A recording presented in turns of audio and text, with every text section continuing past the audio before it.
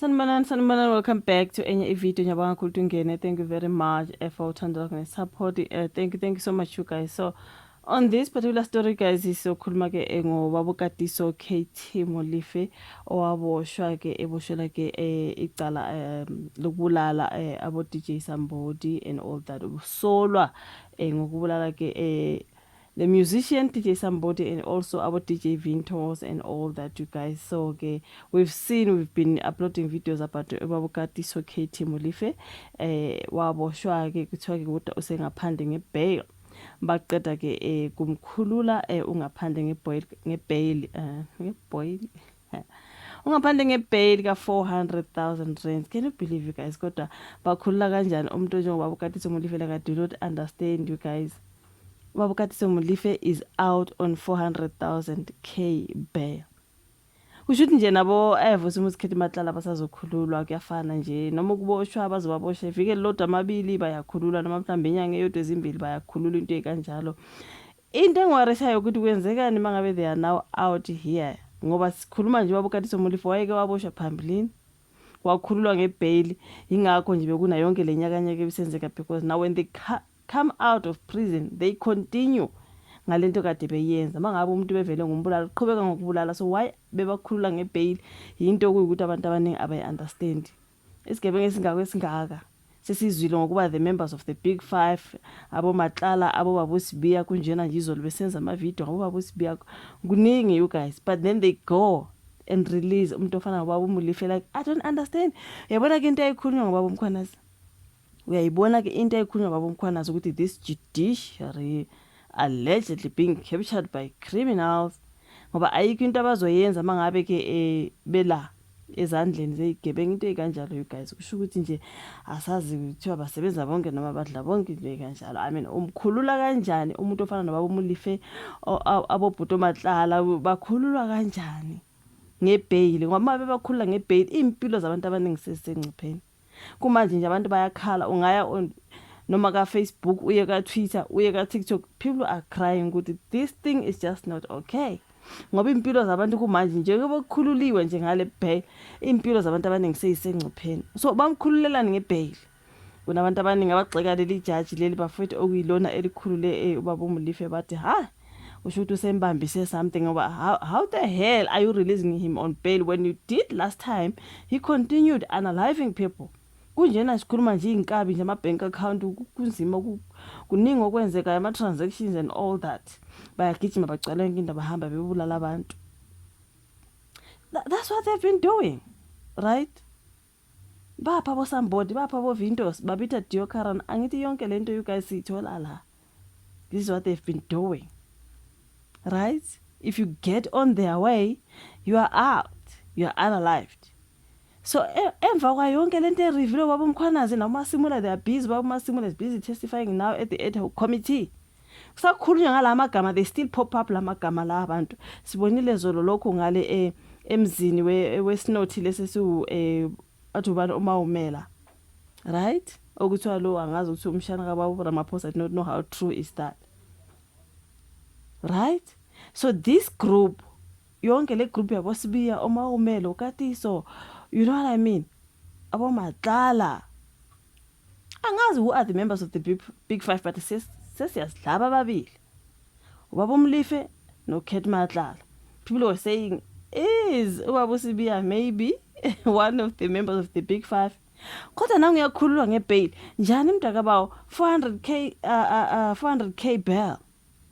Kukhona sebe blame ke ubaba uKheni Kunene ukuthi mhlambe uyena ikhokhile le 400k bail. I mean seziphuma manje ukuthi in fact ezo ubaba uKheni Kunene ezatholakala endlini ka KT Molife athi yena no I didn't know this man, I'm going there for the first time accompanying my young journalist blah blah amanga nje obuwozo ukuthi amanga lawo kuthiwa in fact it wasn't his first time there ubaba uKheni Kunene but he lied and said I'm sorry to say that, but allegedly he lied and said he was there for the first time when it wasn't for the first time.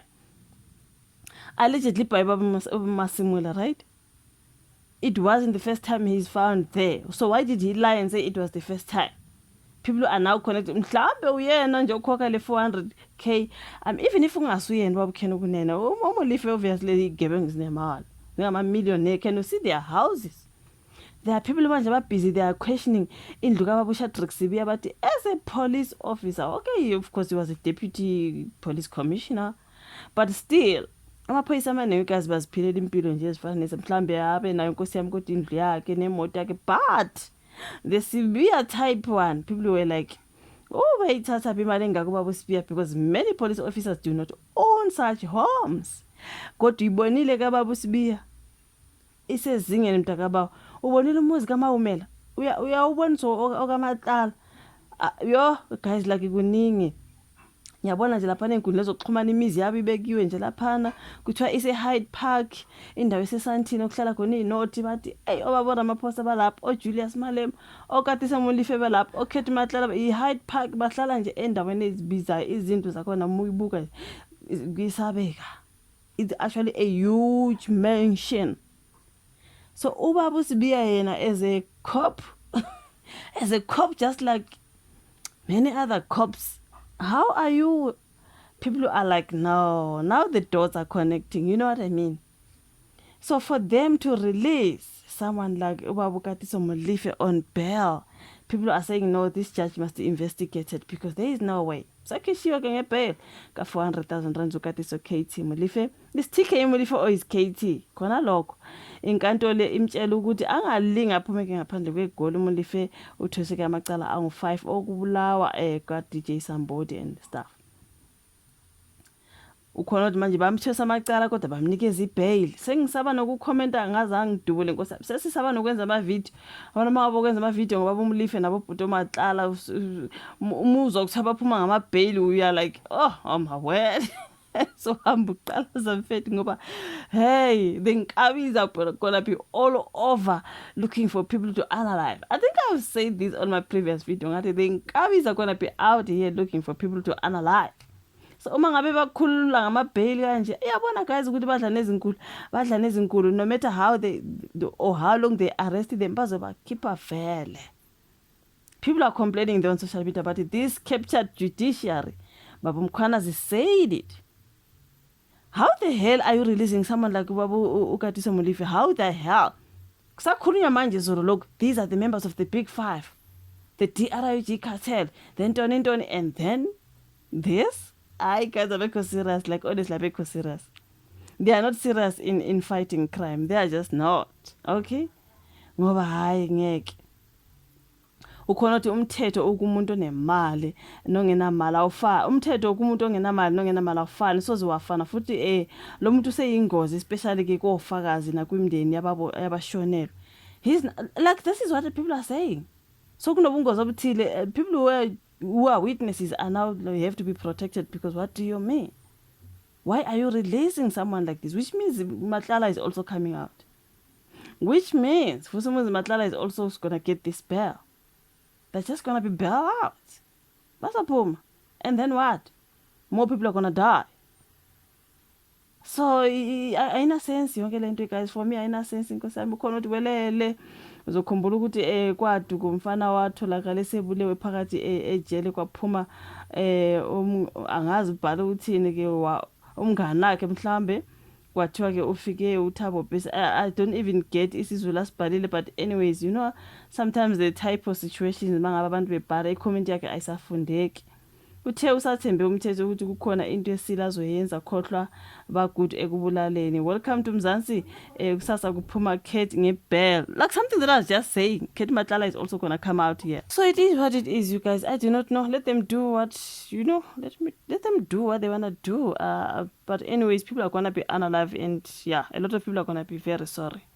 I really wish they can do something about this matter because a lot of people's lives, according to me, it's just in danger. Angas, your thoughts lapha ka comment section, like video, subscribe, share, asibonane kwezayo. Bye.